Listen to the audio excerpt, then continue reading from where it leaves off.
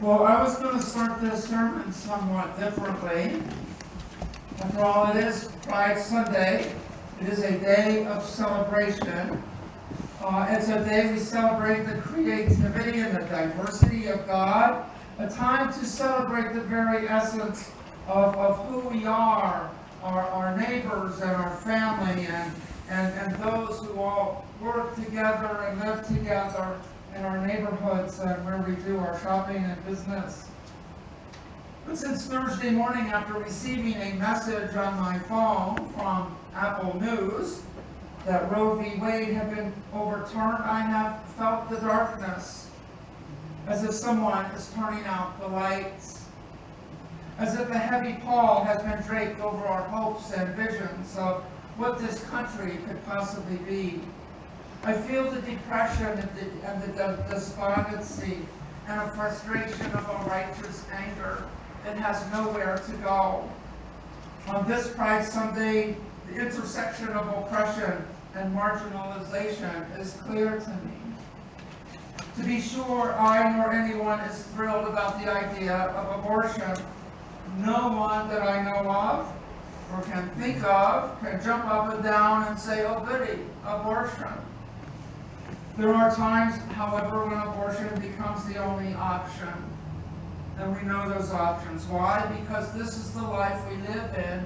And if we read the first 2 chapters of Genesis, we would know that even though things are wonderful, it is not always perfect. The decision to abort a fetus belongs with the patient and their doctor and a conversation with their own faith tradition or no faith tradition, their own morals, ethics, and worldview, and their own sense of grace. The right to choose is a profound decision that belongs to only women and transgender men. That should never be taken lightly. But it is theirs to choose. It is not mine or anyone else's. The government has no business intruding into this most profound and intimate conversation. But now that decision-making process has been taken away from those who are perhaps 14 years old, or assaulted on the way home from work, or in a loving relationship, but they talk to each other and say, now is not the time. In some states, even a miscarriage can trigger a criminal investigation. My mother had 2 miscarriages.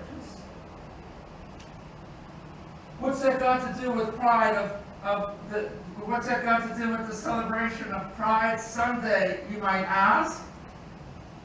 In the wake of dismantling Roe v. Wade, Clarence Thomas gave us his wish list. He wants to come after the ways in which married couples plan their families, who and how we love in the privacy of our own privacy, the right for all people of the same sex to enjoy the privileges and responsibilities of equal marriage. And if Clarence Thomas doesn't watch out, others will put interracial marriage in there on that list too. Those responsible for the toxic masculinity and misogyny of dismantling Roe v. Wade are coming after our marriages and our bodies next. The lights are being turned out. For those who do not have the privilege of not having their human and civil rights decided in a court of law, supreme or otherwise, we bring that with us as we enter the door. And we bring our past histories of that as we enter this door. For whatever the church has played in causing spiritual and bodily harm, I apologize. But Pastor, you might say, we know all that. What's that got to do with God and Jesus, or even today on this lovely Pride Sunday? Well, I'm glad you asked. In the verses just before this morning's gospel lesson, we are told that Jesus is on his way to Jerusalem. Luke will remind us 2 more times, again in chapter 13 and again in chapter 17, that Jesus is going to Jerusalem to this cross. Jesus will speak his truth to power, and that's why he ends up on the cross. On Jesus' way through Samaria, we get 3 sort of reverse call stories. Usually a call story is God or Jesus coming to someone who is unworthy and kind of argues back, God, no, I don't want to do this. Moses hated public speaking, and he made God know that. Jonah was the reluctant prophet who went kicking and screaming to Nineveh, yet God chose Jonah. Elijah wasn't quite mature enough, as we found out last week, but God wasn't done with him. Samuel was only a young boy. Isaiah was a man of unclean lips, and so God took the coals off of God's altar and touched Isaiah's lips in chapter 6 of Isaiah. That's where I get that. Peter didn't always understand what Jesus was saying, and yet Jesus chose Peter to carry the keys of the kingdom, the keys of forgiveness. Paul, the least of the apostles, had a speech impediment and a thorn in his side, and yet chosen by God to spread the word. In this morning's readings, we get the reverse of that. We don't get God coming to somebody or Jesus coming to somebody. We get somebody coming to Jesus. Jesus, I want to follow you. I want to be a disciple. And Jesus tells him the cost. There will be times you will be unemployed for months and even years. You will have to work at Walmart and collect unemployment. Other persons another person wants to follow Jesus, but needs to bury his father. And Jesus says, it's me or your dead father, pick one. I'm like, whoa, Jesus, this hurts. Can't I bury my parents? Maybe I'm not good enough. It was the third person who wanted to go back home and say goodbye to his folks, where Jesus says, whoever puts their hand to the plow and looks back is not fit for the kingdom. Really? I can't say goodbye to my mom and dad as I travel off to places unknown? I can't call my parents on occasion. I can't look back. I can't go to my family reunion, Jesus. I would love to be able to call my parents. I have a lot to say to them right now, and I have a lot of questions for them as well. And what were you thinking when you left San Rafael? Then there's the plowing, and this is where things started connecting for me. At the plow, I thought of basketball, and really, I'm thinking of the plow and I went to basketball. In baseball, for example, you watch that ball until it comes and your bat hits the ball. You watch that ball the whole way. You are not looking at the fences. You are not looking at that empty spot in behind second base and center field. You're not looking at that spot. You are watching the ball. In football, you watch that ball until you catch that ball. If you're looking about where you're going to go, before you catch the ball, well, you just dropped it. The kicker has his eyes on that ball the whole time, and that's what he's looking at, not the goalpost. Basketball is different. You get the ball, yeah, you watch the ball, it gets into your hands, but now it's on the tips of your fingertips, and you put it over your head, because if you shoot from here, the opponent's going to block it for sure. So you put it on the top of your head like this, and you let it go. And you are focused on the back of the rim, not the front of the rim. If you focus on the front of the rim, that's what you'll hit. But if you focus on the back of the rim, swoosh, it goes right in. You're not looking at your opponent, but you're aware of your opponent. Your eyes are focused, narrow, you jump, and you release. Focus on the ball, where the ball wants to go, where you want the ball to go. Then I'm thinking of basketball, which led me, hey, that's just like Scherenschnitte. It's a Pennsylvania German folk art, right? This is how my brain works. And then it's Scherenschnitte means scissor cuts. And what you're doing is you're making a decorative design. It could be a snowflake, for example. It could be a heart with decorations in it. It could be a symmetrical doily. It could be a bouquet of flowers. An Amish girl in a bonnet smelling a flower. It could be a Amish horse and buggy going down the street. Whatever it is that you want to do. But the skill is to make the scissors do the work.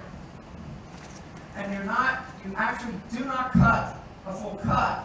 You're making just a little cut and letting the sharpness of the blade of the scissors do what they need to do. And you're doing these little mini cuts, but never all the way through. And the trick to this is to watch where you're going, not what you've just cut. If you just watch what you've just cut, then your next cut is going to be messed up. So you got to watch where you're going. Focus on where you're going, not what you just cut.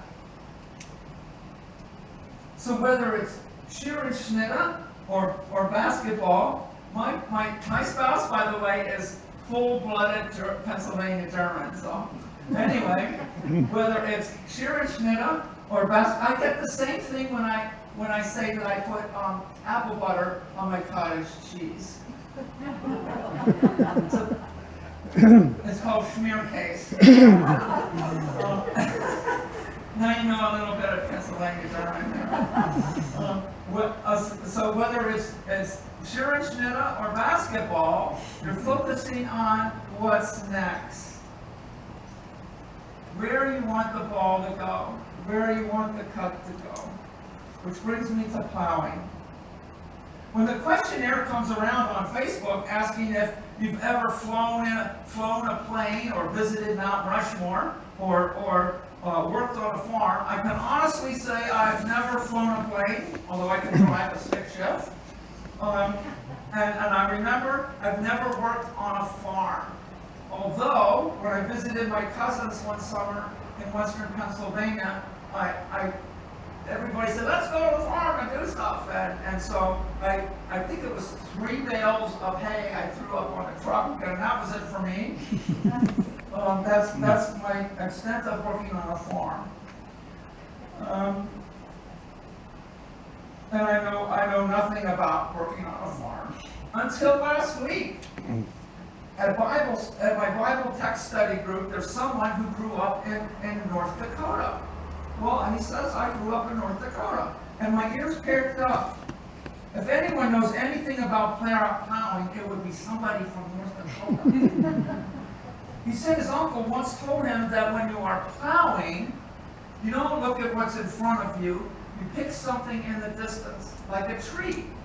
And you drive your tractor and your plow toward that tree. And that's what you're looking at, that tree in the distance when you're plowing. Eyes on the tree, not what's in front of you.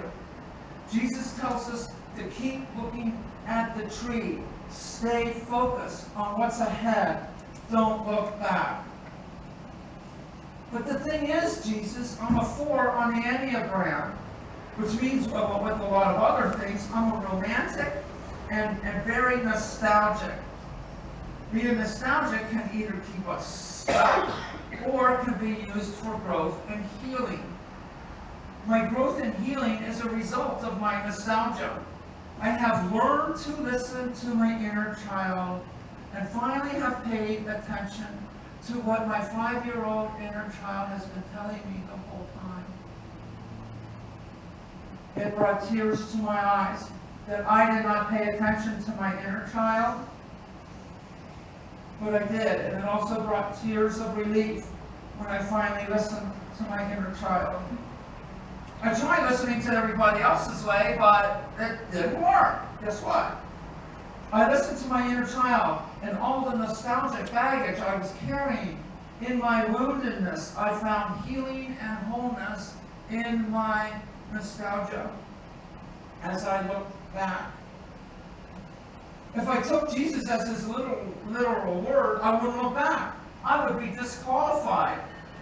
That said, I had goals in 2011. I wrote down a list of goals to go forward. not backward. I'm going forward, and I have a list of goals. My tree is in the distance. What is it that I want to do? Things I needed to do to become the person that I have become. Some were little and mundane, and others were big, and big, like find a job and get an apartment. Things like that. Along the way, I added to my list as I crossed other things off.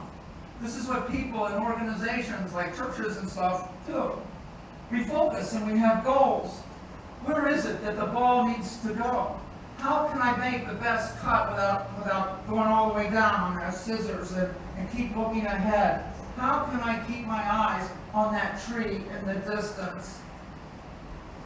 Paul reminds us to love one another. That's the main thing. There's no law against that. If you don't do anything else but love your neighbor, you got it.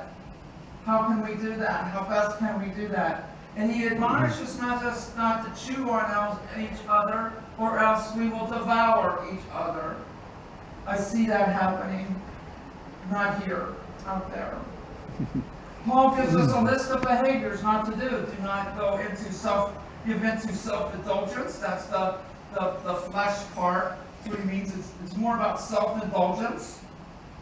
There's a section of society, though, who would like to make you believe that this describes the LGBTQ community.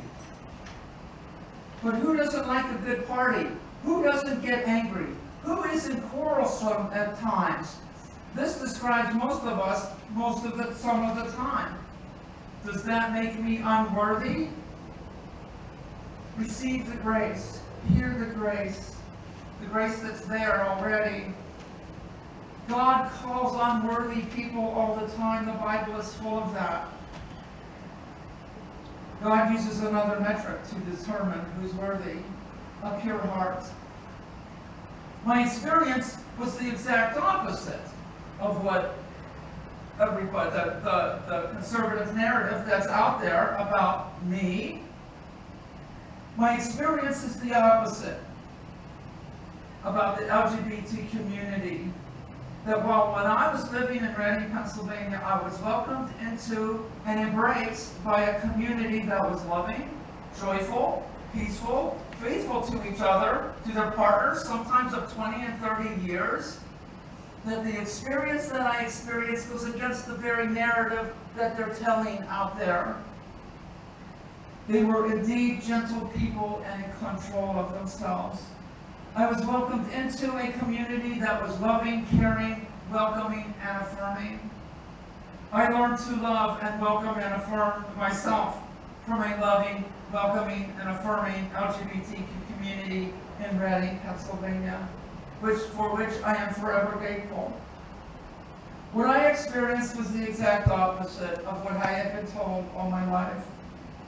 And in spite of the negativity and false narrative being told, I learned to be proud of who I am, be proud of who you are. Every person gets to do that because that is their dignity that God has given us.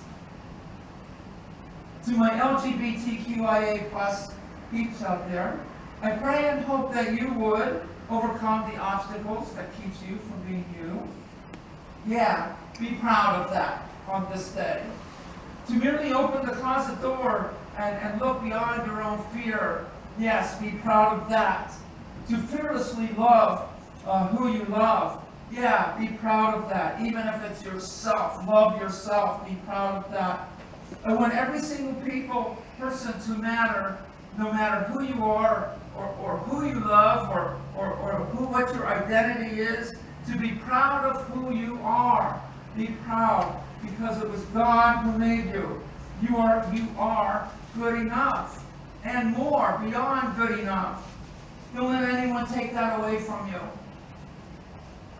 Because no matter what they have to say, it was God who knit you together. It was God who made you wonderfully awesome, or awesomely wonderful. It is God's healing and creative and restoring presence that is in each and every one of our cells of our body. It is Jesus who is going to Jerusalem and will be put to death by the same forces who have been turning out the lights all week. It is sacred. It is spirit, sacred, and holy other that moves through our veins, giving us new life and new light and a brand new day. Stay focused, my friends, and yes, stay angry, and also have fun being who you are. Focus and keep your eye on the kingdom goals of justice and equality. We need the lights back on, people. Focus on the light switch. No matter what, be proud of who you are, O child of God, and praise be to Christ and Jesus and the Holy Spirit. Amen. Amen. I drop.